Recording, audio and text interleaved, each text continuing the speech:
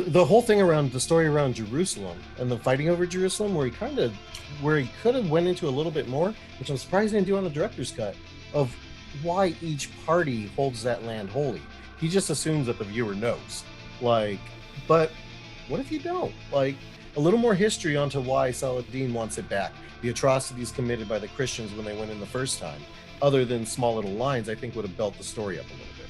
Yeah, no, I think you're totally right. Just to build up on the, tell the story, the historicity of it in terms of the significance of this place. Why do each party hold it so holy, like you said, and such And then that significance? alone would have created that conflict of religious conflict itself. And you can embed the emotion in that, people and their faith and their belief. I mean, these, like when they show those pilgrims earlier in the movie when they're traveling there, I mean, people are going there with hope. You know what I mean? Mm-hmm. Some of these people are destitute, they're poor. This is and then they're also going for answers, existential answers. And so there's so much there. And instead of doing that, he kind of takes you there and then kind of squashes it. It kind of like pulls the rug out from underneath you.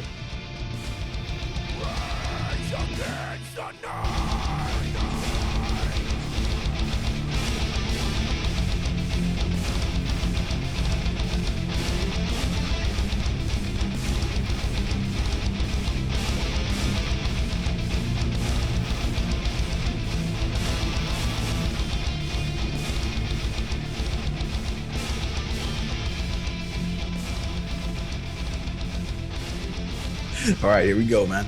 3, 2, 1. What's up, everybody? Welcome to the Nightcap. Got a special guest host back, Rich. Yep. While Al's out there freelancing. I'm the stand-in till Al gets back from partying. There you go. Yeah, but the Ridley Scott, 2005, Kingdom of Heaven. Director's cut. Director's cut. We decided to revisit this one, and big fans. I think it's safe to say we're both big Ridley Scott fans, right? Oh yeah, I liked. I don't really have anything bad to say about his movies. I've always liked them. I don't know, they're good. Even on revisits. Yeah, he's a really accomplished director. Takes on big, big ideas, big scopes. Almost like reminds me a little bit of like Christopher Nolan. Just in terms of his ambition level. Oh yeah, stuff, like the projects that he takes on. And we wanted to go back and revisit this movie because it was something that we both liked the concept. We liked the idea, the setting. But the movie itself just didn't do that well, when it came out originally. So we wanted to just go back and revisit it and give it a full breakdown and review and, just kind of dive in and see, what worked and what didn't work, right? Especially watching it, man, over 2 decades later. Not that far. A decade and a half, but I should slow down on my Jameson intake. Well, yeah, that's be my next question. So what are you drinking tonight before we get into this synopsis? Some Jameson. It's really good. Some Jameson cold brew. And that's your fourth one, you said, right? I don't know. Who counts? It's Friday. Yeah, but if this is your first time to the show, guys, please hit that like and subscribe button. And also feel free to leave any comments below. Let us know what you guys think of the movie. We always love to hear you guys' feedback. You can also follow us on Instagram. I'll put that graphic up now. And also a big part of what we do here at the Nightcap is we like to break down movies, give them a full grading, breakdown, and review, and a numeric score at the end. So stay tuned for that at the end. And I'll go ahead and put up our grading breakdown right now as well, so you can follow along. You can also always find our grading breakdown in the notes, in the show notes of every episode, so you can follow along. And also put your scores in the comments below. Let's see what you guys gave the movie so we can compare. And also any suggestions for future movies, welcome those as well. All right, Kingdom of Heaven is a 2005 epic historical drama film directed and produced by Ridley Scott, written by William Monahan. It stars Orlando Bloom, Eva Green, Ghassan Moussaad, Jeremy Irons, David Toulis, Brendan Gleeson, Liam Nielsen, Edward Norton, Martin Sheen, and Alexander Siddig. The story is set during the Crusades of the 12th century. A French village blacksmith goes to the aid of the Kingdom of Jerusalem in its defense against the army of Saladin, who is fighting to claim the city from the Crusaders, which leads to the Battle of Hattin. The screenplay was heavily fictionalized, the portrayal of Balin of Ibelin. The movie had a budget of $130 million with the box office of $218 million. Kind of had mixed reviews, like we touched on a little bit earlier. I didn't see it in the theaters. I actually saw it on DVD. I remember this movie was one of those movies, and this is kind of coming off his success, Ridley Scott's success off Gladiator. So he was really a hot, ticket item here, doing these kind of historical pieces, these drama slash action flicks. I remember this movie coming out, and then it kind of just it ended, like the buzz ended. And so I was like, okay, what happened? I remember watching the DVD, watching it, and kind of thinking, oh, okay, I kind of see now why this didn't really take off like it did. But what was your history with this movie? I didn't really know about it until really my father bought it and we watched it one night at home, like on a random night. Didn't really have any bad, like I actually liked this movie. I didn't have any bad thing on it, so I didn't really go in expecting like criticism and stuff. At that time, I wasn't looking up anybody's like opinion on movies. If I wanted to watch something, I just watched it. And I went through a Yeah. lot of movies like that. It was good, but I also could see why it potentially fizzled out the way you described it though too. Had some conflicting interests, I guess, throughout the movie. Kind of hard to root for, but that was my back. But when I liked it, when I saw it with my father, I liked it. It turned in it's one of those movies I could rewatch. Yeah, I mean, let's get into the plot. I mean, overall, I think this is where the story I kind of struggled a little bit, and I always appreciate the ambition level of some of these directors that take on these big ideas. And this time period in this setting specifically is kind of underserved, right? I mean, I remember learning Oh about in yeah. school the Crusades, but that's a lot of history crammed into a short lesson there. At least what I got in school. And so it was when I found out there was a movie that was kind of tackling this, I was interested just to see. And not to mention that really Scott, his style, his the way he crafts his movies, Yeah. they always look great. Like I said, he had just done Gladiator before this, and it was a big success. So I was looking forward to seeing this one. But at the same time, as much as I'm intrigued by the story, and it takes place over years, this multiple settings, it's filmed all over Morocco. There's all these battle scenes and stuff. This I couldn't get around the story itself. As at times, the story itself seemed almost at odds with itself, just because I mean, one of the almost the characters itself is Jerusalem, right? This holy city and the theme of the kingdom of heaven. And so it's this recurring theme in here, but it's almost like the characters themselves are like, I don't know, dealing with like a crisis of faith, I guess. How would you describe it? God, not, are they dealing with a crisis of faith or lack of faith or no faith at all? The kingdom of heaven, like Jerusalem, like you said, in this time period, great, historic. But the way it was presented, even the plot line, the way they moved it was just a little, it seemed like they jabbed at religion a lot. Such a great historical time, but it seems like they mocked Christianity throughout the whole plot. For me. Yeah, I mean, in terms of like the priesthood and everything from the very beginning, we see his and this is the director's cut, so there's a lot more scenes, which is nice because we get a little more background on Balin's character, but we meet his brother, who's this kind of slimy priest, who's thieving off his dead wife's grave, stealing her cross off the bat. So right away, you're like, okay. Meanwhile, like the gravedigger's almost lecturing him on like morality. Later on, we see them, on when he's traveling over to Jerusalem. The priests again kind of portrayed as these kind of slimy, like yellow teeth creatures, Yeah. selling snake oil on the side of the road here to these pilgrims going to the holy city. And then, of course, once he's in Jerusalem as well, the priest there is, again, like another two-face, kind of just there to cover himself. So really himself is constantly kind of taking jabs in Christendom's direction throughout the movie, which is just kind of strange too. I mean, we know Ridley's background. He's mentioned in interviews that he's an atheist himself, which is fine. But I think you have to give a show a little respect to the characters and to the time period. Believe it or not, even if you don't believe necessarily in this, these people were motivated by these things, and that's why they're Yeah. traveling thousands of miles to go fight these holy wars. And so like I said, at the time, it's just the movie almost kind of debases itself, like and the characters, because their motivations are kind of left in question. There's like all these kind of like contradictory statements, like I was kind of joking around in the beginning, right, where what is Jerusalem worth? It's worth nothing and everything, right? And it belongs to everyone and no one. And it's like, what are you talking about?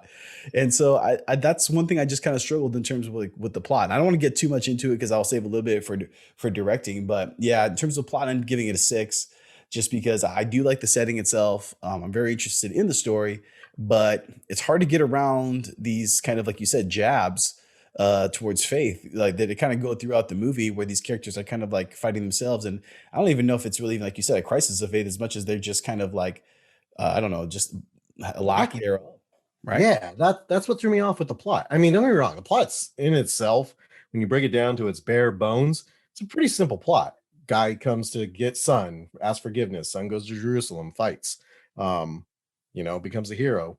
But at the same time, like, to name a movie Kingdom of Heaven and then take jabs at religion throughout the movie was just kind of, it was just a little contradict, like you said, it battled itself. That's what it felt like. The plot was battling its where it wanted to go. So it was hard for me to give it a good score. I gave it a 6.2 because of that. I wasn't really sure, especially on the rewatch now, as I matured later, like through life, and watched it not 2 decades later, but closer. Decade and Um, a half close. Decade and a half. I watched it from a different perspective this time, and those things stood out to me. I mean, first watching this movie a couple years ago, I mean, or years, decade and a half ago, I probably would have gave it a higher plot line, but I couldn't this time around. Um, Yeah, and I think too also another struggle with the movie itself is just the main character, Balin's character. You know, he is the main character, but he's not necessarily the protagonist. It's really the characters around him that are making the decisions and kind of driving the plot forward.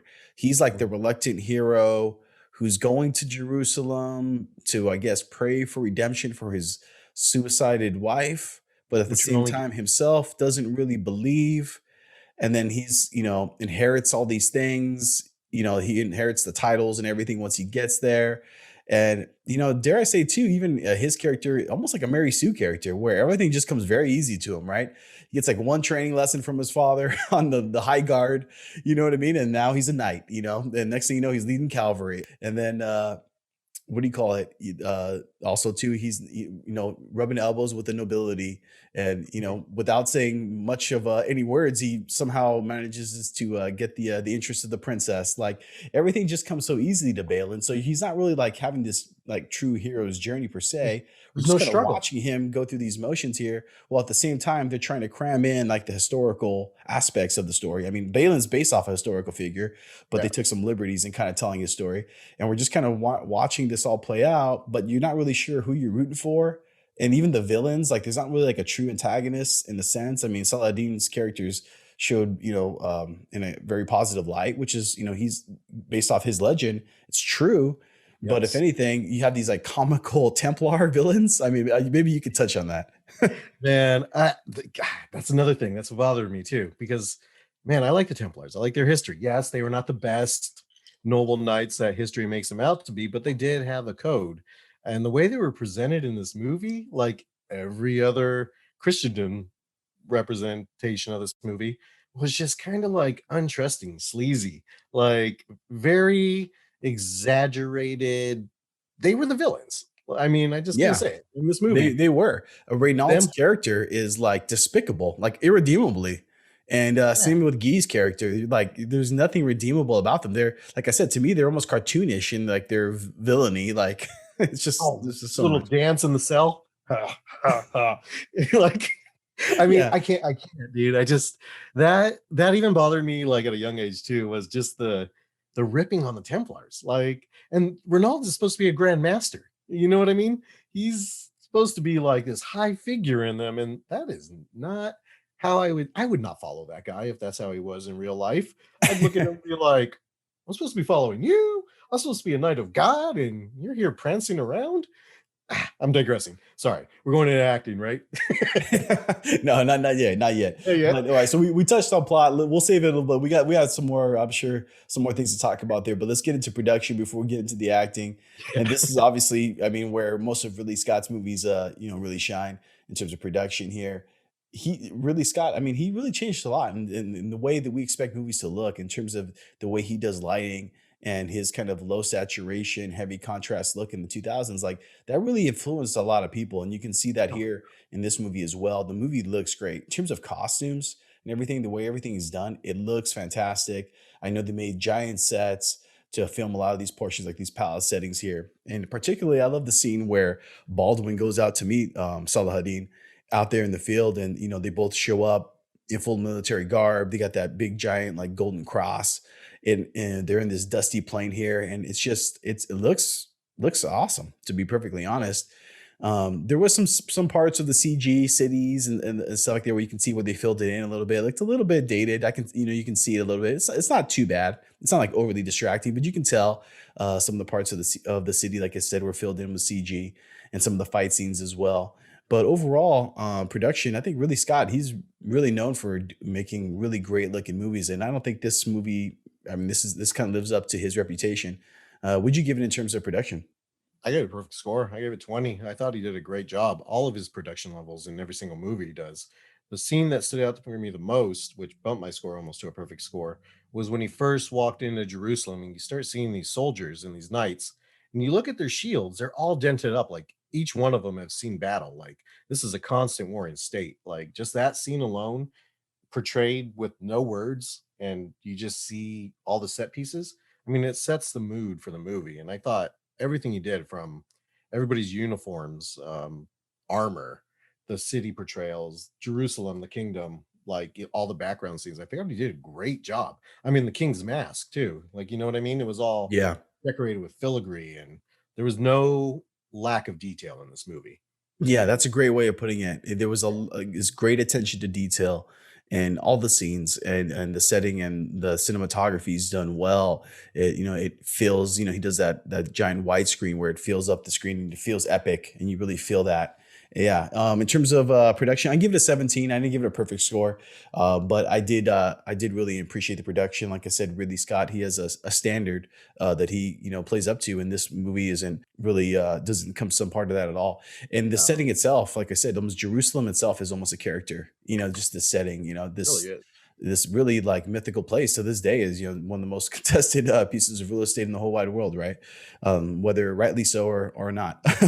But let's get into the performances here. Why don't you go ahead and kick it off? What'd you give it in terms of performances? What stood out to you?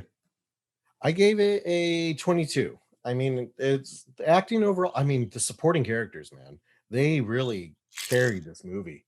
Like their acting was on point. Even Gleason and Bloom, I downgraded a little bit because his comical character from kind of being like a sane man to an insane man and his over exaggeration of that, I didn't like. I thought he could have portrayed a better villain without being so comical, dancing around, climbing on cells, yelling his name, I am Renard, blah, blah, blah, to the guard who closes the door on him. And Bloom was just he was just flat, man. He didn't really have a lot of lines throughout No, the whole movie. he He squints wore his the eyes a same, lot, though. You yeah. know. Well, and kept the same expression throughout the whole movie. Um, like just that's why I downgraded it. But everybody else's characters were fucking great. Ed Norton as a king, man. Like how do you portray so much emotion without showing it? But he did it.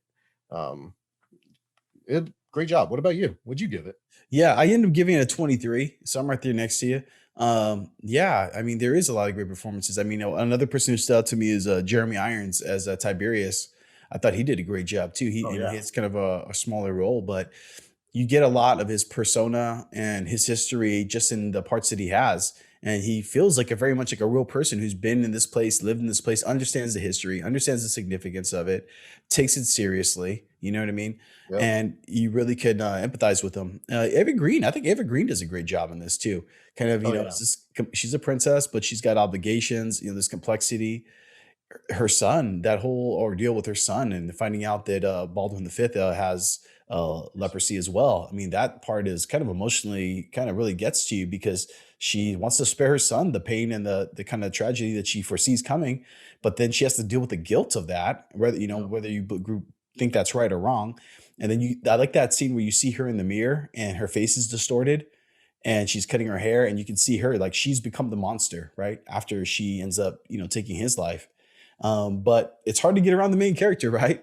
Orlando Bloom. It He's really is. just so wooden in this movie. I mean, like you said, it's his flat like affect. Like even the beginning when he kills his brother, the priest, and he throws him into the fire. I almost laughed out loud because he shows like no emotion. He's almost like surprised he did it. Like when he throws him in, he gives it. He gives that same stern look and just tries to. I don't know if he's trying to do it all with his eyes or what, but it's just kind of I mean, ridiculous. there's stoic, and then there's like sociopath. I know, right? I don't But know there's where he like, was, dude. I don't know if he was like slightly on the on the spectrum or what, but yeah, it was just kind of ridiculous. And there's so many scenes. I mean, like you said, even with Ed Norton as King Baldwin, I mean, he gets outacted by a guy in a mask. I mean, Guys, Baldwin's character was much more intriguing and had much more drama to him, in full costume than Bloom's character. It's just kind of astonishing, and you did can he kind of see why he's never really reprised that kind of like leading man of an epic drama again since this movie. At least not that I'm aware of. did he smile once through the movie? Like I for a think when he blacksmith that's climbed his way all the way to the top of the kingdom of Jerusalem where the king's asking him for advice, I would smile. I'm not the most energetic, happy guy in the world, you know what I mean? But if I climbed that far, I think I'd be grin to grin everywhere I went. I'd be like, hell yeah, look at me. There'd be Yeah, a little I pride know. in there, but man, Yeah, again, it's just his character in general. Now, I mean, I don't know if that was. I think it's part his portrayal of it, and then also part of, like I said, and we'll transition into directing of Scott's storytelling. And I think kind of Scott's has this problem before in some of his other movies too, where he sets up an interesting setting, the movie looks great, everything gets into motion, and then that's kind of where the story starts to fall apart.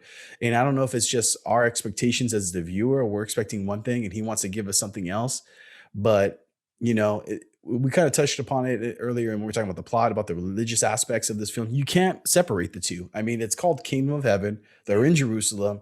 You got, Christians versus Muslims, but he treats one side very differently than the other side. You know what I mean? And it's pretty yeah, obvious. it's Even the way critics off. even called it out, right? Yeah. But then also too, even just in the story itself, it can decide whether it wants to focus on Balin or it wants to cram in this historical stuff. And it kind of just rides the line and doesn't do really either its justice, even in the director's cut, which is like super long. Yeah, well, he sets. God, I'm gotta go back to the plot again, and he sets and directing too, like his message, like you were saying. He sets it up like he is going to Jerusalem to find his faith and forgiveness for his wife and himself for killing his priest brother. But as soon as he gets there, he gets on that hill, and then you get a completely different message throughout the whole movie. At that point, the whole message is, well, God's not with me. I'm just gonna do what I want to do. Like, you know what I mean? It's the message changes, and that's kind of it's. I And then I is that love his what is it? He calls it the kingdom of conscience. Kingdom But Con he won't kill Guy, but he'll sleep with his wife. But right? I won't do that though. You know what I mean? And Like and at the time, adultery was like really fucking bad at that time. it's kind of bad now. You know what I mean? Like I don't Yeah, know. so many mixed message directing. He God, it's hard to like. He did such a great job at directing the movie, like and stuff. But I think I have to agree with you. He stumbled on his message, and I think that's where it loses a lot of the viewers because like what message is he trying to portray? As far as I got is there is no God. Man is going to win. Man is going to do what it wants to do. Man is inherently evil and move on. Let's just see where the plot goes. Yeah, it all feels futile. And even with the action, like the the arc of the story, when they finally get to the battle of the city of Jerusalem and they have to defend it, it feels like almost anticlimactic because by this time you've been so like it's taken such a cynical approach. You're like, what are we really defending here? You know what I mean? We're not defending the faith. We're not. Are we defending wealth? Are we defending title? Is that what we're defending? And then Balin gives that very uninspirational speech right before they they go to battle, and let them come. And he goes, was it Jerusalem belongs to everyone? It belongs to no one. All right, like what are we fighting for? Basically, like at Like least give me a speech where we're fighting for survival. Like it's just I don't know. It's just so bizarre. It's like the story, like I said, is at odds with itself. tripped Um, over itself through its yeah, messages. Like, yeah. And I think yeah, that's Scott. I think that's his voice pushing through the movie. To be honest with you, I you know think what I so mean. too. He's dealing with these kind of supernatural, mythical things, but he just wants to make sure that clearly interject that this isn't real and that these are just men, motivated by greed and power. At the end of the Yeah, day. So religion's then a you just facade, and yeah, it's just it all feels all for naught. yeah. It's man. What'd you give it for directing? And in terms of directing, I give it a 21.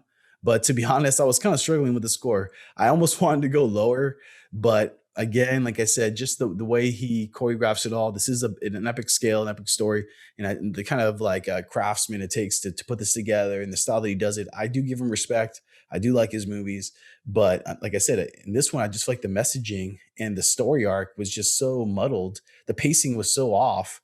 It almost feels like the story almost wanders for a while. That I couldn't give it a higher score. Yeah, I actually gave it a 19 because of the mixed message. I Yeah, just I couldn't get past it. Like I mean, he does everything so great, but I feel like his message that religion is foolish and men fight over foolish things over a piece of land that is everything and nothing all at the same time is it's a big concept to grasp, but it felt like those messages were just kind of rammed every opportunity it had to just ram in that message. Like right. Yeah, every like that scene with the priest when they're going to set the terms of the surrender, and he goes, "We can just convert and we'll repent later." And Balin's character looks at him and says, "Oh, you've shown me a lot about religion," or something like that. Like and it was, that's what was the that's point of that? that's like that I think that's one of his messages. Yeah, Like you show me that religion is fickle and ridiculous and you don't have faith. You just at the end of the day, you are just a man and you want to survive. but he still flirts, right, Oh with yeah. religious ideas at the same time. Like that scene where we see the hospitaller and he meets Balin out in the wilderness, and he's giving him that lecture, right, about whether which is odd enough in itself, saying why don't you kill Guy so you can take his wife, which is kind of bizarre. And but there's always these hints, right? This kind of theory that hospitaller may be an angel or something, like a guardian angel of sorts, He and he disappeared. disappears, right? Yeah. But then, so you're like, okay, well, that was weird. And then, but then later on, we see that he does go to battle and he does die. So he's a man by all like, but like I said, it's there again. It's like Scott kind of just kind of like at odds with himself in the story. Like he just he can't let it be. You know what I mean? He can't let it be one way or the other. He wants to like almost ride the fence on it. And so as the viewer, you just kind of left confused, even that scene where you see Balin throwing the rocks saying, see, this is how your Moses got his story, right? And the Yeah, bush here's starts your on burning fire. bush. But Yeah. then 2 seconds later, you see the bush next to it kind of catch fire, right, from the wind, like it blows it over. So it kind of creates this weird effect there too. So it's like I said, he's just like kind of playing with both ideas, and I don't think that that makes it more interesting. Where I guess me as the viewer have to decide. I think it just makes it more muddled. Personally, I'd rather he would have just chosen one way or the other and just told the story as it is and been true to it, rather than trying to ride the fence. I don't know.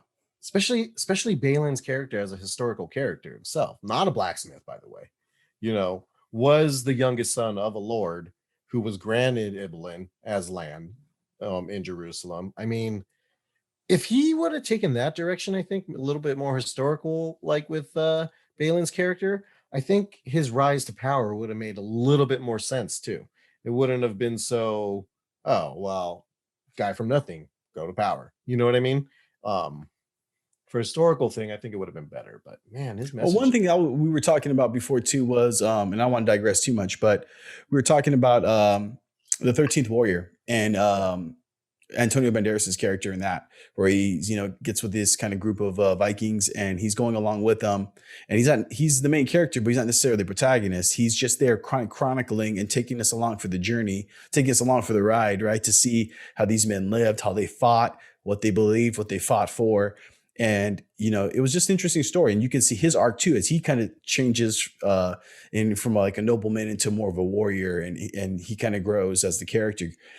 I felt like if they would have treated Balin more in that sense, and kind of kept him truer to the nature of his true, historical identity, and then we got to see, King Baldwin more, and we got to see these other men here in this very tough situation. They're under siege, right? And there is a lot of different motivations going on. I'm not pretending like it was all magnanimous, but I thought it could have been done in a different manner. I thought it would have been more interesting, to be perfectly honest. Even Yep. getting into the strategic in the strategy and the battles and the tactics, stuff like that, kind of getting more dense that way versus trying to play around with faith and ideas of faith and really just kind of, I don't know, just kind of stirring the pot and not really making a decision. And that's where he kind of fell flat. Like he's messing around with faith and kind of touching on faith in itself, but he never really goes too deep into it. Like, you know what I mean? Yeah, no, I mean, well, that's the thing. I think really the main takeaway from this movie is a movie. If I can speak for both of us, we both liked it. we're both Yeah, intrigued by it. I mean, when I talked about revisiting this, you were up for it right away. The setting, the time period, very interesting. exactly. Even Salahadin's character, very interesting. And but at the same time, the like I said, the movie itself is just like it just kind of feels at odds with itself in terms of its messaging, and then also too just in terms of its storytelling. Putting the faith stuff aside, in terms of just the following Balin's character and then meeting these other characters along the way, and it just kind of drags. Like I said, they didn't pace out the action well. By the end, you're kind of like, okay, let's just call this already. You feel like we've been under siege. We're watching Yeah. this. We're like, okay, what are the terms? Like, how do I get out of this? And so I just feel in general, I just kind of, he kind of fumbled this one a little bit here. Had a Yeah. lot of potential. And I think that's the reason why I like the movie is because it has so much potential. But let's get into X Factor. What did you give it in terms of X Factor? I want to revisit one thing really quick. The whole thing around the story around Jerusalem and the fighting over Jerusalem, where he could have went into a little bit more, which I'm surprised he didn't do on the director's cut, of why each party holds that land holy. He just assumes that the viewer knows. Like, but what if you don't? Like a little more history onto why Saladin wants it back, the atrocities committed by the Christians when they went in the first time, other than small little lines, I think would have built the story up a little bit more. Yeah, no, I think you're totally right. Just to build up on tell the story, the historicity of it in terms of the significance of this place. Why do each, party hold it so holy, like you said, and And such then that alone significance? would have created that conflict of religious conflict itself. And you can embed the emotion in that, Oh, hell yeah. people and their faith and their belief. I mean, these like when they show those pilgrims earlier in the movie when they're traveling there. I mean, people are going there with hope. You know what I mean? Mhm. Some of these people are destitute, they're poor. This is and then they're also going for answers. Exactly. Existential answers. And so there's so much there. And it instead of doing that, he kind of takes you there and then kind of squashes it. It kind of like pulls the rug out from underneath you, and then you're like, okay, then why are we fighting? Why do we care? Why do I What's care up who with wins or Jerusalem? loses? Like it's just another city. Great backdrop, but this is just another city. Yeah. There's no meat. But okay, I had to get that out. X Factor, I gave it a 3. I couldn't give it any higher. And you know me, I like giving out high scores for X Factors, but it really killed me. I love this period of time. I like the Crusades. I like, you know, to study, not, I don't really study religion or anything like that, but that it's still historically today a contested ground. And I don't know. And just give it a 3. There's nothing really stood It's all out. right, man. It's all right. You know how to explain. Yeah, I give it a 4. So again, we're really close in our scores. Yeah. I kind of touched on it a second ago. Basically, for me, it's I like the setting. I like the way they were shot. The characters themselves are based off historical figures. It's still interesting to me, even if it gets a little confusing at times. It gets a little, like I said, muddled in terms of the story arcs for these characters. It's still interesting and it has so much potential. So maybe that's what draws me back to it. I almost hope someone else does a movie on this time period because, like I said, if it's kind of like an underserved historical Oh, time yeah. period, and there's so much history going on here, there's so much interesting stuff. I would like to see someone else maybe try to take it on and see what they could do. But yeah, overall, I gave it a 3, and then I'm sorry, I'll give it a 4 for X Factor, and then for total score, give it a 71. So, what'd you give it in terms of total score? I gave it a 70. I'm going to throw this out there. I don't hate this movie. I actually really like this movie. Um, but examine it again later on, and especially this director's cut, because I never watched the roadside version. I'll give it a 70. I would have given it higher back in the days, but this different point of view in my life right now. Yeah, it's weird because I went into this watching to do this review, like rooting for it. And I actually was kind of surprised at my score. I thought it was going to be higher. I didn't realize it was going to be Yeah. this low. And I feel like the movie, quality wise, is higher, but again, it comes down to storytelling. And even with the director's cut, the longer version, and me, I'm a sucker for longer versions of movies. I like this. I kind of treat them like a novel. Like, yeah, it's Oh yeah. fine. Give me more information. Tell me more about this world. But in this case, it still didn't fix a lot of the holes and a lot of the issues that I had as a viewer. So I could only like had to limit it. So I'm gonna give it a 71. Like you said, I don't hate the movie either. I still like Ridley Scott, Me too. but Let me get it's that guy. yeah, It's the but mixed, it's the this mixed this messaging. definitely That's it. this That's it. definitely matches why it underperformed in the box office. I can see Yes. why, and even looking at the critic scores, Rotten Tomato scores, I can see why it came so low. And they're actually more brutal than us. So, Oh, they I'm are. just really curious to hear people's thoughts. In terms of our thoughts on this stuff, people's comments. Please leave them below. Let us know what you guys think. What did you guys think in terms of this movie? In terms of how Ridley Scott handled these questions of faith, and you know, and also the setting and stuff, and Balin's character, Orlando Bloom. Are we being a little too hard on him? Is he as wooden as we think he is, or you know, was there more there? So yeah, I'm really curious to hear people's thoughts and opinions on this one. Let me know if I'm wrong about any of my opinions, but I don't know, man. Mixed messages. Holy, killed it for me this time around. Still like this movie. Still like the movie. Maybe we're giving mixed messages now. I'm confused. I don't know what to believe in anymore. I know, right? All right, well, I think that's all we got for tonight. Unless you got any other points you want to make, we can call it a wrap. No, I still like this movie. You said that. Okay, we got it. We got it. All right, well, from everyone to everyone out there watching, thanks for sticking with us. Don't forget to hit the like and subscribe button. We appreciate you guys. And leave your comments below. Until next time, cheers. Salud.